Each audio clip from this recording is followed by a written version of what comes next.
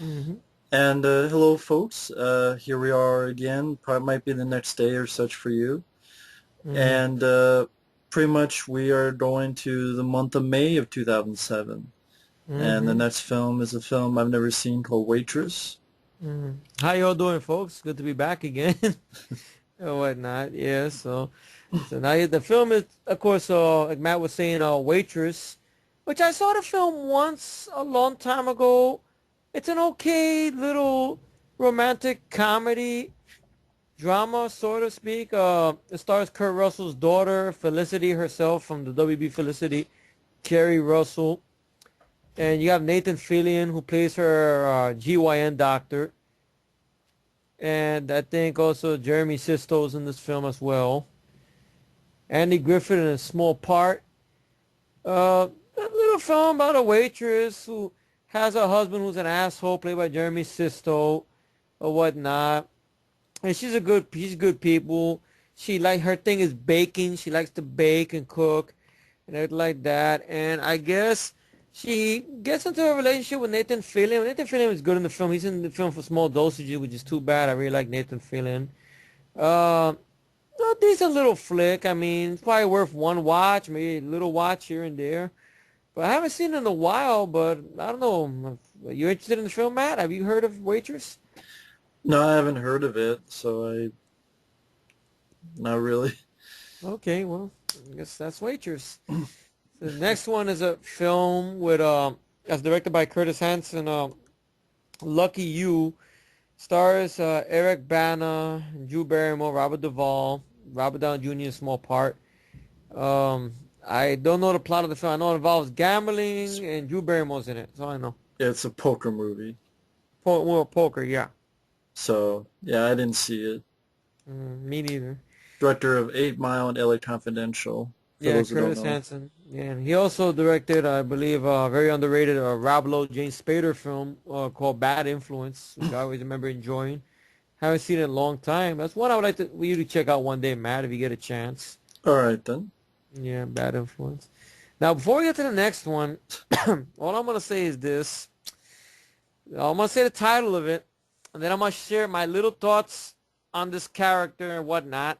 And then I'm gonna give it to my brother from another mother over here because he has a lot to yell about and he has good reason to.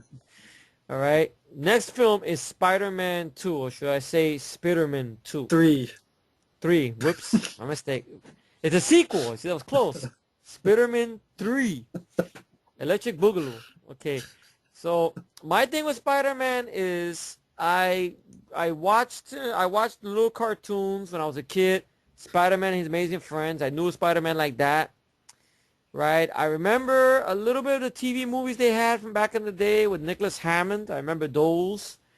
Uh, I do remember the 90s cartoon because there I was introduced to Blade through the 90s cartoon of Spider-Man that used to be on Fox Kids. Very great incarnation of Spider-Man. A lot of fun. I even like the theme song. Spider-Man, Spider-Man, ready to act as Spider-Man. What is the song? I liked it. That was pretty good stuff. And it's a crime it's not on fucking DVD, by the way. Big crime. It should be on DVD. Copyright bullshit, in my humble opinion. So, the movies came out. I would to be, not to be Maguire. Okay. I saw the first film. I thought it was okay. Second film, I saw it in the theater. Okay, it's a step up. It's not up to the standard, but it was alright. Okay, I didn't mind it as a time waster. Because I was not a big Spider-Man guy. I was more of a Hulk and Punisher and Blade guy, if anything. Right? And then this film came out. And as a film on its own, me not being a comic book fan of anything, just by the 90s cartoon, that's the only criteria I got going by. It was very, very boring and very, very long. It didn't deserve to be a hit, in my humble opinion. It was very boring, very long. Everything they could have done right, they fucked it up. So that's my little thing on Spider-Man movies. The Amazing Spider-Man, I saw that when it came out online. Didn't care for the film. One thing I thought was too long. I didn't waste my time with the latest film. Even though I heard it's a step up, but still, I heard it's a very long movie and stuff. So I don't know. And the new guy they got, whatever his name is, I forgot his name. I don't care. Just didn't do it for me. Whatnot.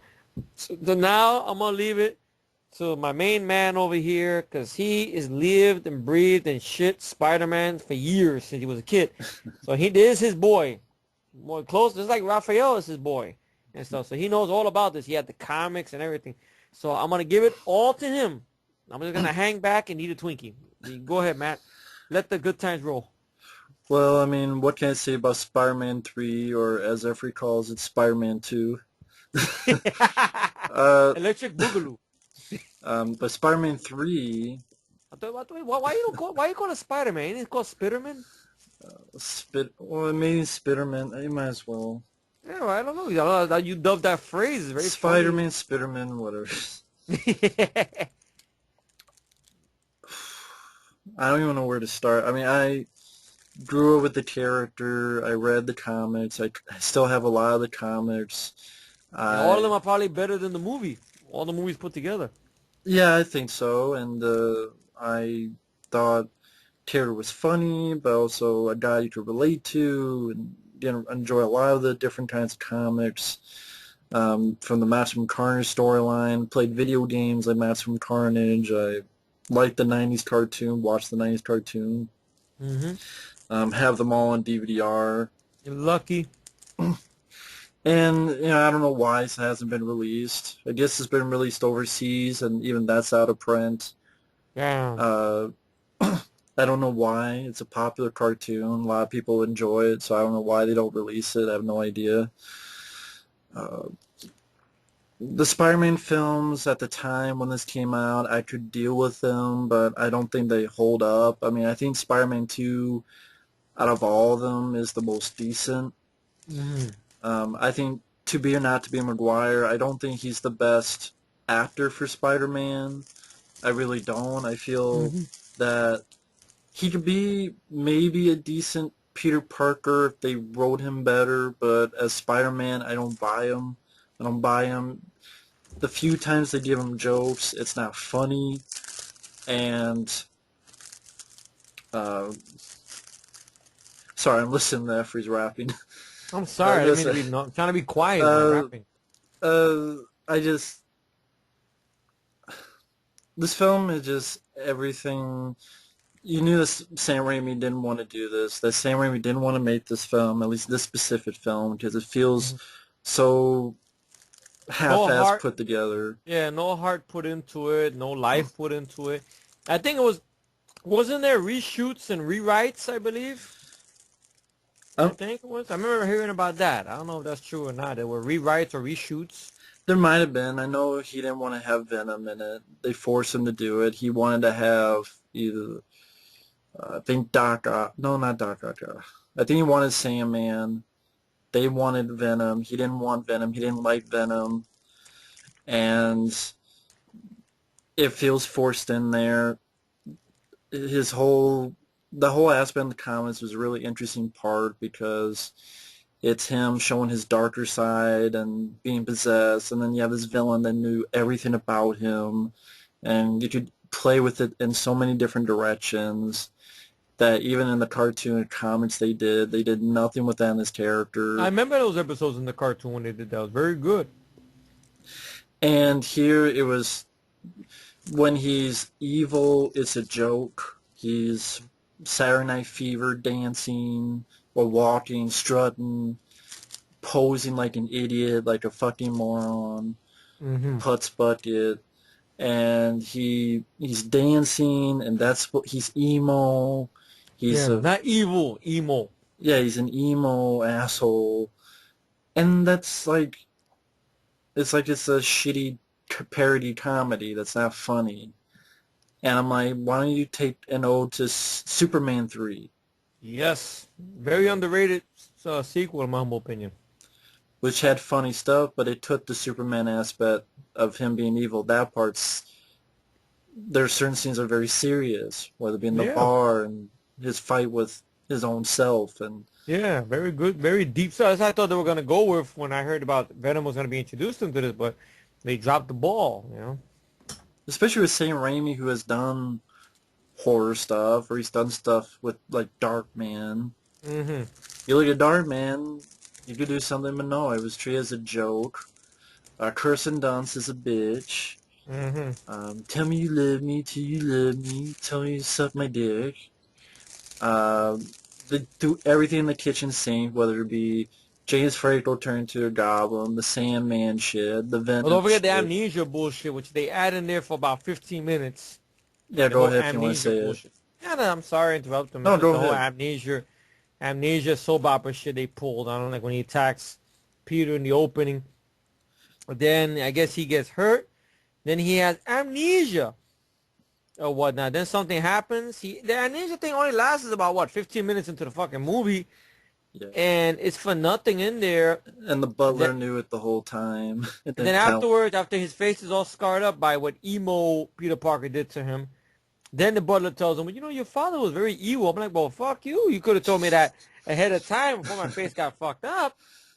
I would have took one of those explosive balls and threw it at the butler. I said, you motherfucker. Yeah, God. and then the Sandman, no, he's the one who killed Uncle Ben, so that made the Whoops, by accident. Whoops. yeah. It was one of those by accident. Like, oops, I'm sorry. I did it. Sorry, Uncle Ben. I love your rice, but sorry. So it made that scene in the first film even pointless, and That made him a cold-blooded killer now because he killed the wrong guy. Whoops. You know, everything's an accident. Whoops. That's it. it just like the script was piss poor. The action scenes, I don't even remember any of the action scenes.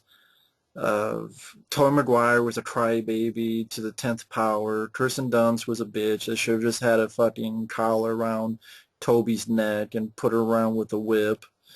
Uh, Thomas Hayden Church was decent acting, but his character we're supposed to feel sorry for, especially at the end. Was like, "Ah."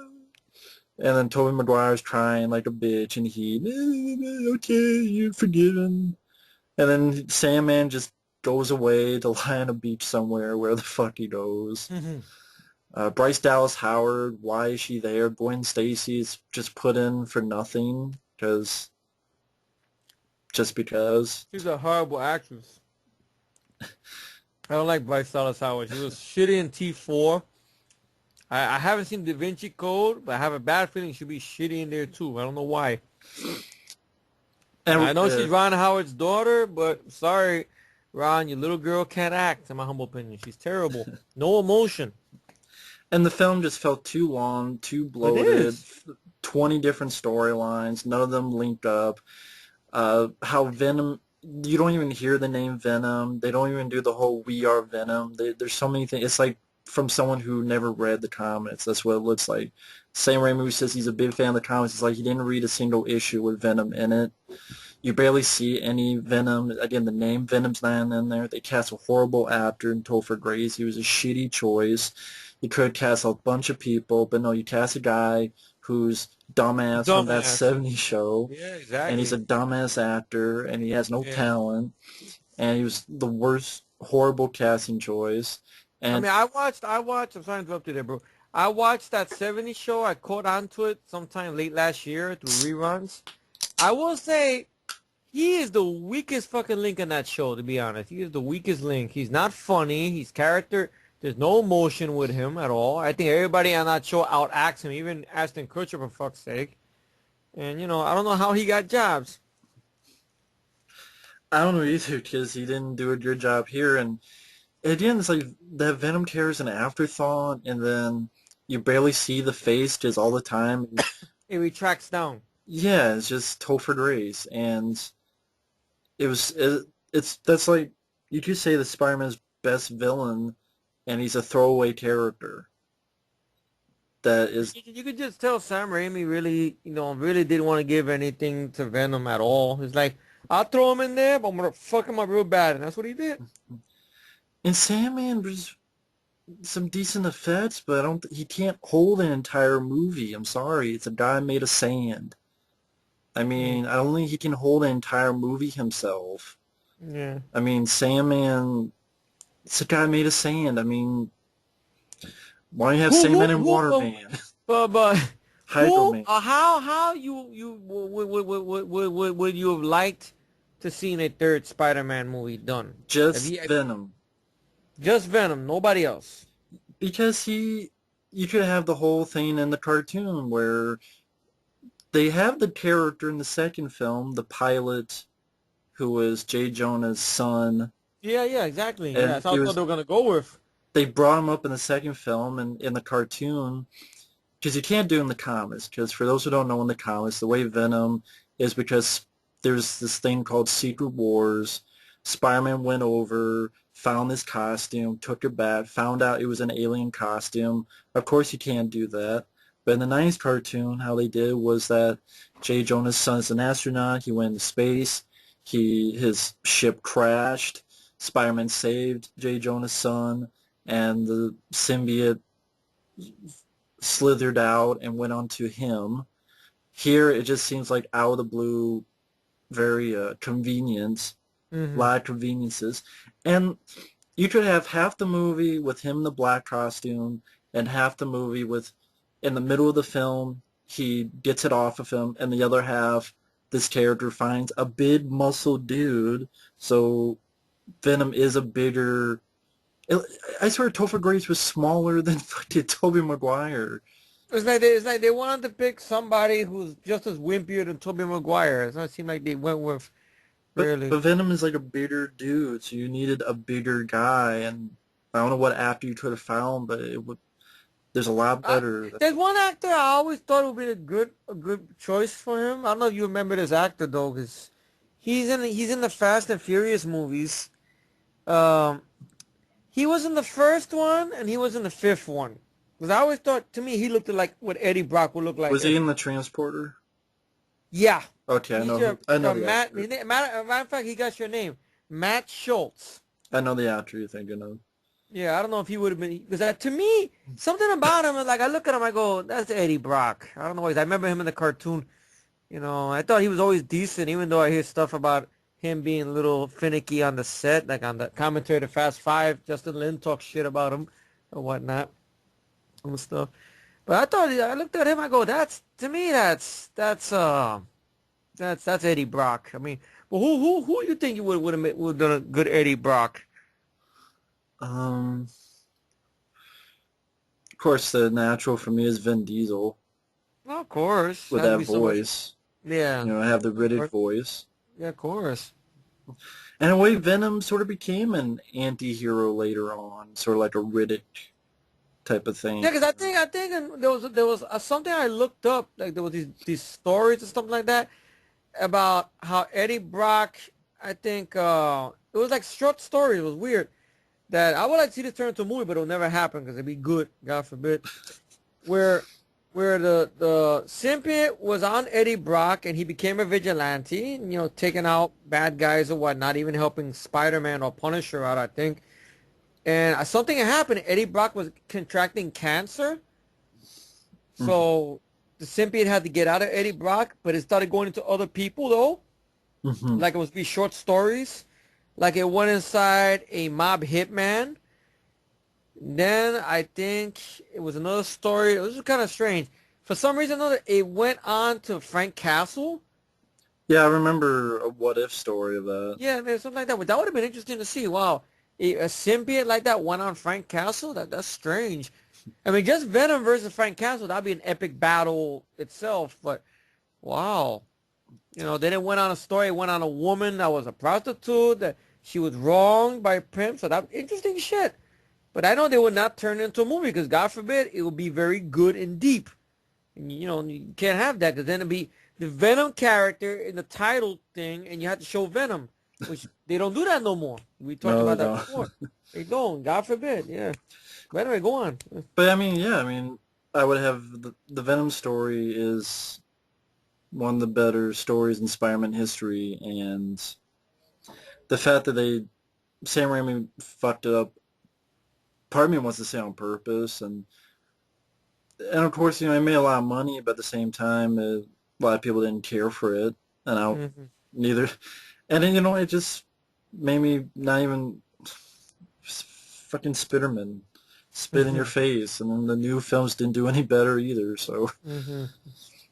I just Spider-Man 3 success. It sucks a lot Hmm. of ass. I mean, I don't know what more I can say about Spider-Man 3. It's a Hmm. piece of shit. It is. It is coming. You know, Matt's passionate about this more because, like he said, he grew up with this character, or whatnot, and everything like that. You know, And it's and a I can good relate. story, and it fucked it up badly. Yeah, you know, it's just they dropped the ball badly. Even though there is talks now, they might, well, they put Sinister Six. They're talking about. I don't know if Venom is connected with that, or they're talking about some bullshit like that now. Or I think. I don't think Venom was in the Sinister Six. It was like Doc Ock, Vulture, Rhino, probably Green Goblin. Um, I think like Electro or fucking Lizard or Yeah, no, but two I characters forget. that I think are no longer around anymore. I think in the live action universe. This way, I should know this, but I'll just fucking look it up. All right, but Spider-Man 3, me as just as a spectator, just going into it alone and stuff like that, knowing about the 90s cartoons, I remember seeing that episode with Venom or whatnot, even the episode where Venom went up against Carnage, which is a good storyline as well. It's like they dropped the ball, and it's obvious Sam Raimi did it on purpose, obviously. It feels like it's a very sloppy, script, and I heard stories about rewrites or reshoots, and you could smell it. You really could. I mean, at one point, people praised the film a lot, but I think thanks to the newer films, they shit on Spider-Man 3 now, which it deserves to be shit on, rightfully Yeah. so, or whatnot. And there's been different Sinister Sixes, but the original was Doc Ock, Vulture, Electro, Kraven the Hunter, Mysterio, and Sandman.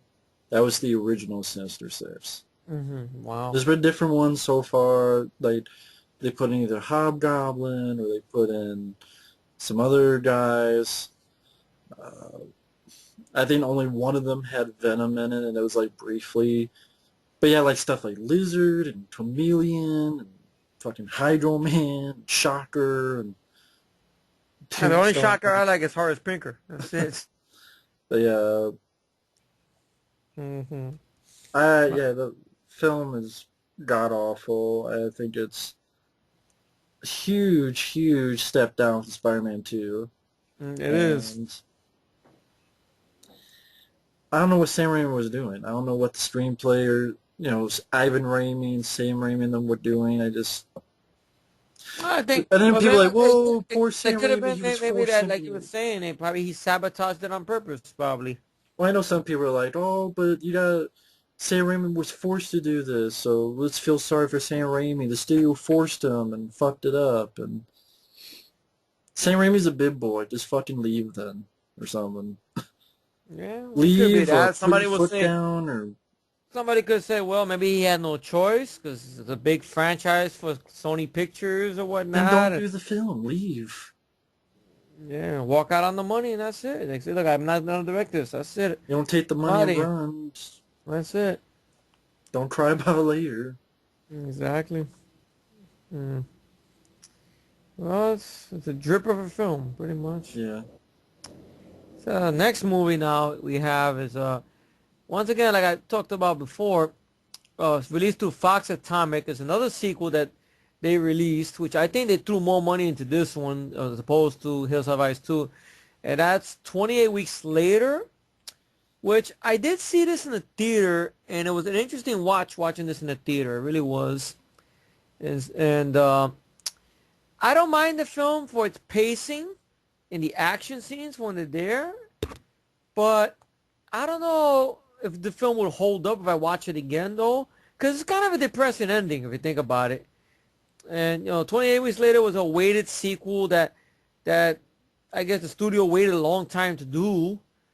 I mean, Danny Boyle did not come back to direct this. I think this was some other director who did it, but he came on as a producer, I think. And at times he came in to direct some scenes because something about he didn't want to direct it, but yet he wanted to direct a certain scene, so the director had to step back at times and stuff. From what I hear on the commentary track, Hmm. the movie has interesting cast. You have Jeremy Renner, who's my favorite in the film, as Captain Doyle, who's this sharpshooter sniper for the army. You got Rose Byrne, I guess I got her name right, who will go on to be in Bridesmaids and that new movie with Seth Rogen or whatnot, Neighbors. And you got this guy who was in the Matrix sequels, which I know I have a feeling I'm gonna butcher his last name. Harold. Once again, Peronier. I don't know. What's his last name, Matt? I can't do it. I think Parano. Perino, yeah. Thank you, Matt. Once again, Hooked on Fox is working me, folks. Sorry. Yeah, Robert Carlyle in it. Good acting performance. I didn't mind the film. I thought it was very brutal, very tense scenes, like the scene with this girl, this lady who's, I guess she's sort of a carrier because her husband, Robert Carlyle, left her behind, and she was bitten, but she didn't turn because she's a carrier, some kind of special blood type she got. So he kissed her in the lips, and all of a sudden, it's a very creepy scene. He turns right in front of her, and the poor woman is strapped down, man, and she can't run or move. And the rage virus is more brutal than a zombie virus because they don't only eat you, they'll eat this. They will beat the shit out of you. And what they do to the woman always made me cringe. God, he puts his thumbs right through her eyes. Like, ay. Yeah. Then he infects everybody within seconds. Great score by John Murphy. There's a great scene. Yeah, Idris Elba in the film. Yes, he dies here, but, well, I mean, Did he die? Well, I mean, well, I thought he was I in know. the helicopter and when No, no, no, they that's her. bombed. That's the guy from the Matrix. He's in the helicopter. Oh. He's the soldier in charge, the highest ranking soldier in charge. He's the one that orders the code red, which that's very creepy itself because I believe that could happen. Where the code red is of this people infected, regardless if you're not infected or not, containment. So Yeah. Jeremy Renner, along with the other sharpshooters who are on the roof of this building, are giving orders to Code Red to kill everybody. Now, I like Jeremy Renner's character because he's not killing everybody. He's trying his damnedest to shoot as many infected as he can. Yeah. And shit, to a point, he just said, fuck it. And you see a great scene there where, they're ordering him to shoot and he doesn't want to shoot. He fires on one of his own men. So I maybe really like this character. Like, all right, he's a stand-up guy and shit. And then you got the little boy who's the kids of Robert Carlyle, who are your leads in the film. They leave the city, big tense sequence or whatnot. Okay, great scenes. Great. See, the money's in the budget. Obviously, they can tell they threw a lot of it in this film. Blows up the city and everything. They make it outside. You get a scene there where you got these people there. I guess they put gas all over the street or whatnot to kill whatever's infected. And this is the part that always made me cringe because and I get me mad too at the same time. Jeremy Renner, they're trying to start the car, but the car is having problems starting up. And he tells Rose Byrne, he goes, whatever you do, pop the clutch. I'm going to push. And no matter what, you keep going. That's it. And I like that this little scene, show you how likable this character is. He sees that the little boy is looking at him, and he's having trouble breathing in the gas. He puts the thing over his nose, and he gives a wink at the kid. And then he screams, punch it! And you hear the loudest scream. God, these people burn him alive because they think he's infected regardless of what, because of containment. And I like, my God. Then you get the third act, and good sequence when everything's dark and you see it through the sniper scope. I liked that shot. But ultimately, Rose Byrne, she's dead weight, and she gets killed and plummeted by Robert Carlyle and shit. And ultimately, the daughter ends up killing Robert Carlyle. Not before he bites the little boy, but he's sort of a carrier.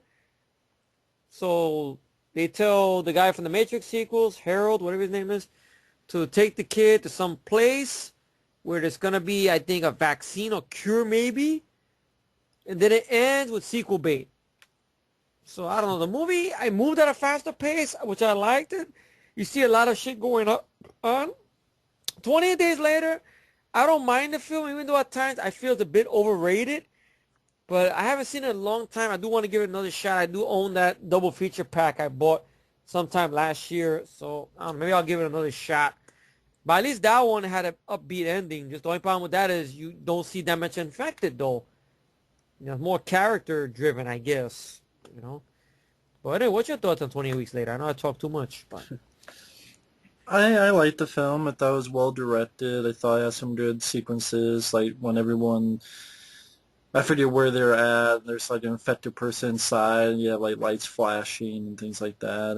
hmm And I thought the cast did a good job, and I thought it was well done. Robert Carlyle, the whole beginning where he's leaves his woman and he's chased, and the music playing during that scene. hmm Um, yeah, it's a well done movie. I mean, I prefer the first film. I okay. saw 28 Days Later in the theater hmm and really enjoyed it. So I prefer that over this. I didn't care for the ending to this film. hmm But what about Jeremy Renner's character? What are your thoughts about that? He was a good character. I mean, he was good hmm in the film. About the way he exited the film, though? What you thoughts about it? Did he had to die, you think? Or you No, I think it think that was sucks. justified? And stuff like that. Because that scream, it always got me Yeah, like, he's like, I think it "Oy," okay. sucks. I don't think he needed Yeah. to die. That's Yeah. me. I know the director said in the commentary something about, oh, but the real lead of the story is these two kids and about a family being destroyed during this outbreak. I'm like, but still, you didn't have to kill the character. I mean, I'll say one thing: they didn't kill the black guy, at least. You Well, you know, said they killed Idris Elba. but talking about the helicopter pilot, he's the black guy. I Well, mean, maybe he's dead after. we didn't see. We don't know. I know you can say the same thing about Idris Elba. I know. Or Ving Rhames, Well, Ving Dawn of the Rhames. Dead. Hey, He died. yeah. Well, it's up to debate. Let the people down below decide. But yeah, I like 28 Weeks Later. I saw it in the theater. Maybe that's why I liked the vibe of it in theater. I really I liked I, Waitress. um, I didn't see it in the theater. I saw the first one in the theater though. Mm-hmm. I don't know why they didn't make a third one. Mm. I know there was talks about 28 months later. I mean, maybe Yeah. because I don't know. Let me look at the box office on this. Let me see. Maybe it didn't make that much money. Funny enough, it says it had the same budget as Hills of Ice 2. But it just seemed like they threw more into this one. I don't know why. Like nothing looked too cheap though. I think And direct it did good. It performed good box office wise. It made 64 million. worldwide, yeah, it made 28 million in the US on a $15 million budget. So it's got to be a hit. I mean, I think critics liked it. I think. I don't know what happened. I just don't know, man. But I don't know. I'm in the middle of the road with the film. I like the pacing. I like the action. Excuse me. I know I burped. Sorry. Excuse me. Happens to the best of us. Better out than in. Well, I mean, I like the cast. I like the pacing. I like the way the score, John Murphy's theme is. I thought the director did a good job. I think that scene you described, Robert Carlyle running, that's actually the sequence that Danny Boyle directed. Mm. Oh, okay. Because when he was on the set, he said, I want to direct this scene. So once again, the director had to step back, let him direct it, let him shoot it. And it worked and stuff. And everything. Good acting. The ending, well, could use some work. So I want to revisit the first film. Now that I got that double feature set, maybe I will. And stuff. So Yeah. and everything. So now next one here, I've never seen, but I heard of the people who are involved with it though. Bill Avall, Larry the Cable Guy, DJ Quills, because I know him from Road Trip and this other movie he did, New Guy. Keith David, really, and Danny Trejo's in this. So that's Delta Farce, Fart. which I think for fart, like Matt calls it. I'm sure he has a lot to say about this. I think he is a fan of those guys there. These Larry Cable Guy. So, what's your thoughts on Well, Delta I'm more of Farce? a fan of Ron White. Oh, he's the one that says Scooter a lot. Yeah. And there's a reason why he doesn't make movies, because he knows movies like these suck ass. Oh yeah. Larry the Cable Guy's movies suck horrible amounts of ass. I've heard his stand-up stuff. He's pretty funny on stage. He's just, I think he had this weird show on cable that he hosts, where he visits gun places and stuff like that. It's something I saw on the cable channel. I forgot what the name was. Something about guns that he hosts or something. First time I've heard of that. Yeah, and I saw it sometime last year too at my uncle's house. Maybe somebody down below knows the name of the show. It's a cable show or whatnot. That he goes on location. He went to some government place or whatnot. It was very strange. And they did it for Larry the Cable Guy. Unbelievable. They wouldn't let nobody else in, but they let him in. This shit. Well, what's the deal with the film, Matt? Why does it suck ass? Was that show only in America? Maybe I think that's what it is. Sounds familiar. Yeah. 2011 to present, only in America with Larry the Cable Guy. So it was on the History Channel. Yeah. That's the thing of the time. Now that I think about it. Yeah. Oh my god. Yeah, he did something like that. I mean, I believe you. It might be an interesting watch. Maybe better than Delta Farce. You never know. Honestly, just their shtick just is not that funny for a movie. It's just Is it trying too hard to be funny like those parody movies, or is just the material's no good, you think? you know how people think about Pauly Shore's in the army now. Or die These like that, really? these are 10 times worse than that. And I like In the Army now.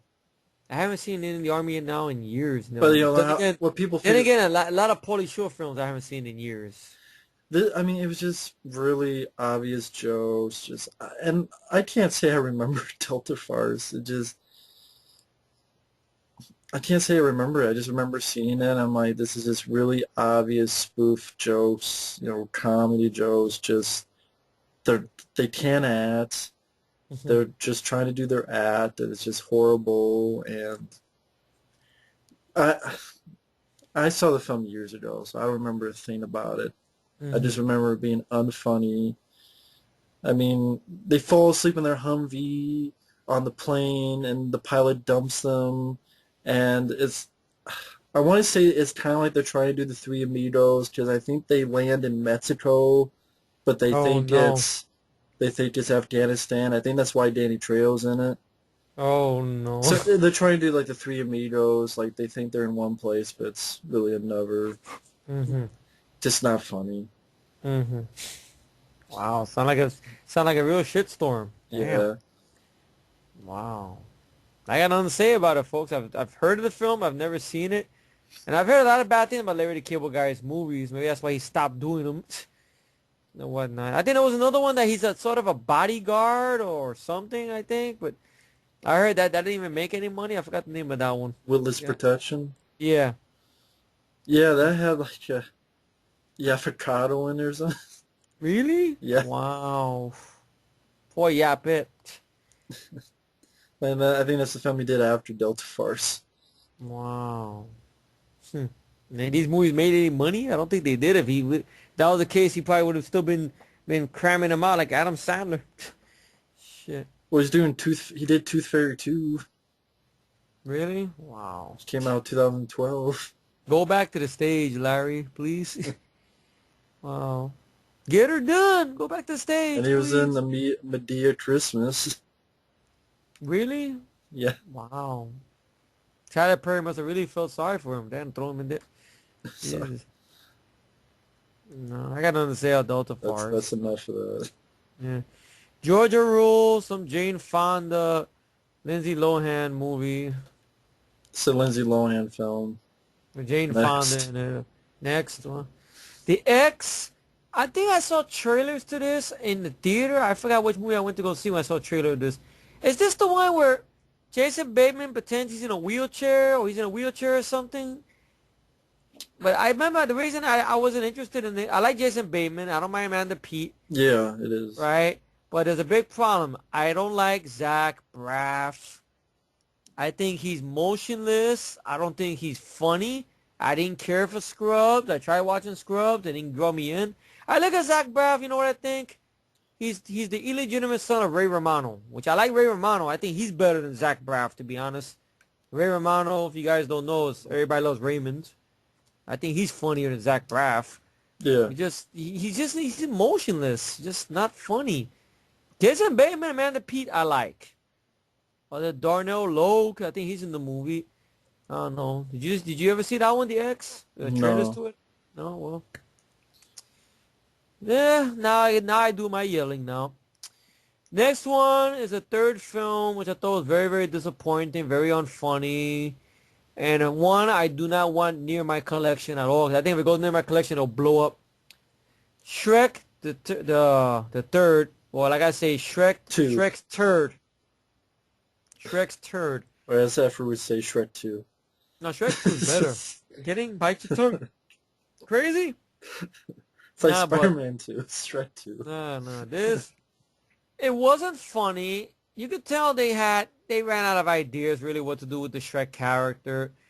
Mike, the cast heart didn't seem in it though, because the plot just seemed like a long plot. Because Shrek's gotta go because they want him to be king of far, far away.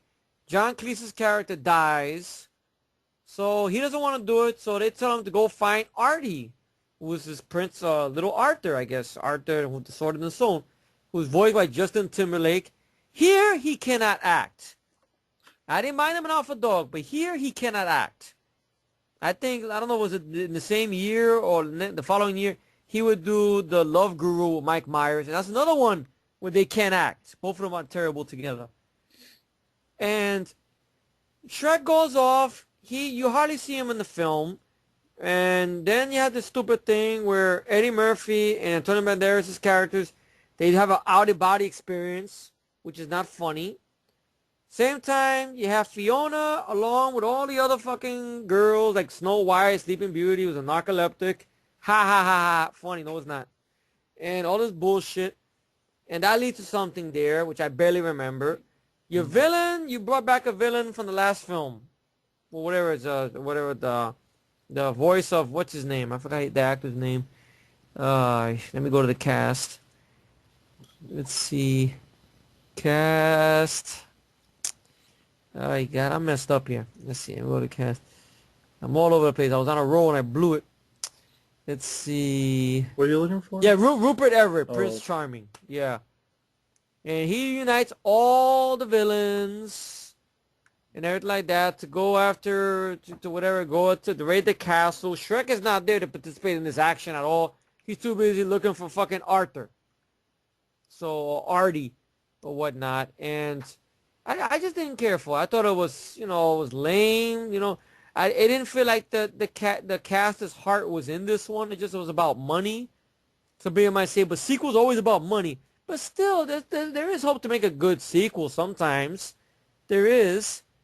I know right after this, a little bit after this, they did Shrek Forever After, or they say Shrek the Final Chapter. I mean, I thought that was a step up from this one, but once again, that's another one I have no desire to own, though. Mm-hmm. To me, I loved the first film, and I saw the second film in the theater. I had a good time with the second film. I still felt that the actor's heart was in it. It just felt this one was like just nothing was funny. That's what I felt. Just I looked at it and I went, "That's it, really?" Lucky I didn't pay money to see it. I'm glad I saw this on a bootleg. I really am. Would have paid money, I would have asked my money back. Yeah, shit. Well, I know you're not too shabby on the Shrek films, but did you ever see this one? If so, what are your thoughts on it? If you liked it, it's cool. If you don't like it, we're on the same page. I don't remember I don't remember the movie, so. You don't? Oh, okay. So that says a lot, folks. So there you go. I hated Shrek's Third. I thought it was boring. I thought it was too long. It was not funny. It was a shitty script. Nothing interesting about it. Nothing memorable about it. It is forgettable. Shrek, the one that came after it, I thought it was a step up, but not enough for me to want to own, in my humble opinion. I just thought it was a step up. And it felt shorter, too short. It's just, that was it, and it is what it is, So I guess we go to our next film, which is a film that creeped me the fuck out when I heard about it. Because a movie called Bug. Why did it creep you out? Ashley Judd, Michael Shannon, and Harry Connick Jr.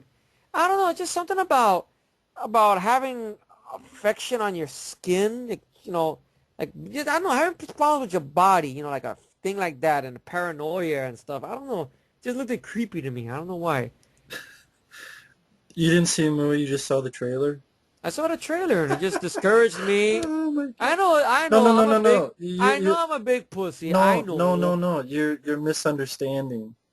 Okay. I'm laughing because I did see the movie, and the trailer is a big lie. Get out of here. What is the movie about then? Please spoil it for me, please. He's paranoid. Okay. Who's he? Michael Shannon? Yeah. Okay. There are no bugs. There are no bugs. All right. He's just a crazy guy who thinks he has it. But what about the scene where Ashley Judd lights up something. You see her arm full of something there. Because somehow he induces her into his own craziness. So she starts believing it. So that's it? Yeah, he's a psycho, and then he somehow turns her into believing his bullshit. And so, even though, he convinces her that he was Wow. this test subject and this and that, but it's all BS. Hmm. And pretty much he's crazy and he turns her crazy, and they both die. It's Wow. not even really a horror film. There are no bugs. There are no Wow. insects. It's And it's a, his delusions, and he's now got her into delusions. wow. Unbelievable. Wow. Well, that And is that's funny now. that I think about it. Shit. I was creeped out all these years by a trailer and that everything like that. lied. That lied. And look at that. It's a shitbird movie. I heard it had a downbeat ending. I didn't think I thought because bugs ate up the people, as I No, thought. they But kill themselves because they think they have bugs because now they're both crazy. wow. Hmm. Because he's crazy and he convinces her of his craziness. Wow. I want to see, did this even attempt to make money or no? It is directed by No, William Friedkin, really? didn't make much money at all. I guess worldwide it made 8, even though the budget was only 4. Well, I mean, $4 million and then 8 million worldwide is nothing, especially with all the advertising and all the other It was stuff. based on some book called Bug or whatnot. Yeah, Brian Tyler did the score. Well, I don't know. Wow. And William Friedkin directed this? Well, he should be ashamed of himself. and it's not even a horror film. It's like Trying to a be psychological, I guess. yeah, That's what it's trying to go for or whatnot. and like I call it like a thriller or maybe or Mhm. something. It's Wow. it's a complete lie. You know, a very strange thing is when I went to see 28 Weeks Later in the theater, this was playing in the same theater, and the usher was an asshole. He pointed me to the wrong auditorium, and I'm waiting there for 28 Weeks Later to start, and I'm wondering why are they showing clips of Hostel 2 and stuff like that. And then I see the Lionsgate thing. I said, wait a minute, when Lionsgate didn't release this? I'm like, oh, fuck, I'm in the wrong auditorium. That cocksucker. Luckily, I got out of the right auditorium. Then I got in there, and I just seen the 20th Century Fox emblem of 20 weeks later starting. It's like, oh, this son of a bitch. Yeah, it's a funny story about Bug and 20 weeks later. Well, all I got And nothing to that's say about the Bug. film. Just, that's Bug, the movie lied. Should we call it lied? There's another Bug I like. That's a '70s film. That's a better film. Oh, yeah, okay. That Cool. actually is about bugs. Is it? Oh, Yeah, they wow. get on people and they start people on fire. Oh, wow, so creepy. Wow. So I guess the next film we got now is a film I don't remember if I saw this one. Pirates of the Caribbean at World Ends. It's the Now third one. it's the third one, right? Third I'm one. trying to think. I know It's the one with I Chow saw Yun Fat. okay, that's it. All right. I know I think I did see Dead Man's Chest. All right. I think I might have saw this one, or I might have heard of it, and I heard it's very confusing because it involves a big giant scam of a plot, almost like the Sting they try to make with all this other shit going on or whatnot. I think a lot of people got mad about that, which I can't blame them and shit. I mean, I don't mind the very first film, though I haven't seen it in years. But really, I mean, Disney's really milking this to there's no to the point it's ridiculous, really. I heard the last one was more straightforward because it just involved Jack Sparrow and that was it. I heard. I don't know if you've Mm, seen that one, the last one they did after this mm-mm. one No, I and stuff. haven't. But I don't know what to say about Pirates of the Caribbean films. And I barely remember if I saw this one or not. That's how good it is. And all I know is I heard it was a very, very big. It's trying to be very, like a lot of stuff going on, a big scam, who's fucking who over or something. I don't know. But did you see this one, man, by any chance? So what are your thoughts on the films in general, maybe? I don't mind the first one, but I saw this second, third, but I don't remember them at all. Mm-hmm. I saw them a long time ago, and it was only once. All right, well, there you go. That's how good So, they were. It was just one watch, and that was it. I forgot them. sadly. Yeah, so I guess we leave that alone.